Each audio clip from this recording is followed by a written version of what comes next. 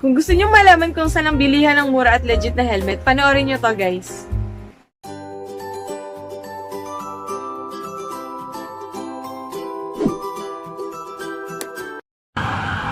Hi guys! I'm Rica G and this is Rica G channel. Welcome back for another vlog. And before I start, please subscribe to my channel and click the notification down below for you to be notified whenever I upload new videos. If you're new on this channel talks about lifestyle, tips, tutorials, and reviews. So for today's video, pupunta kami ng Santa Mesa, branch ng DJ Moto Central. Kasi doon ang bilihan ng mura at legit na helmet. So let's go guys!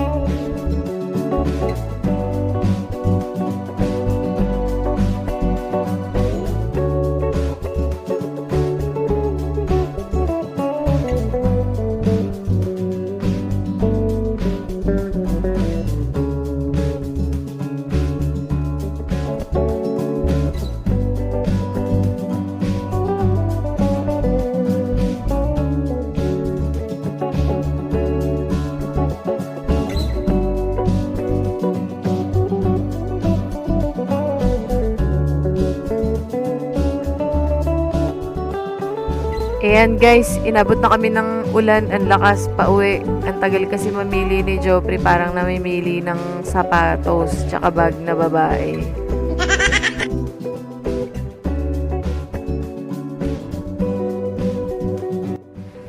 Ipapakita ko dapat guys yung mga brand and prices ng helmet nila sa Santa Mesa na branch. Pero kasi bawal mag-video tsaka mag-picture sa loob. Since hindi ako nakapag-video and picture dun sa loob, ipa-flash ko dito sa screen yung mga prices ng helmet nila. Usually nagre-range ng 15 to 50% discount. So, ito yung mga prices nila or mga discount nila dun sa helmet. Pag sec helmet, mostly 20% discount. Yung Spider, 10 to 15% discount. MT, 10 to 15% discount. And yung KYT, no discount. Yung kinuha namin is Spider Recon 2. Yung amount niya is 3,565. Naka 15% discount siya. And then guys, pag bumili ka ng helmet sa DJ Moto Central, entitled ka sa raffle nila, meron kang 3 entries, and may freebies ka na keychain, face mask, at saka yung sticker. Yung raffle pala guys, ang mapapanalunan is motorcycle na Honda Click. Then, yung update din sa DJ Moto Central na Araneta branch is magta-transfer na sila sa E. Rodriguez Hemadi. Nasa Facebook page naman nila yung pinapakita nila yun dun. Madalas din namimigay ng free na helmet yung DJ Moto Central.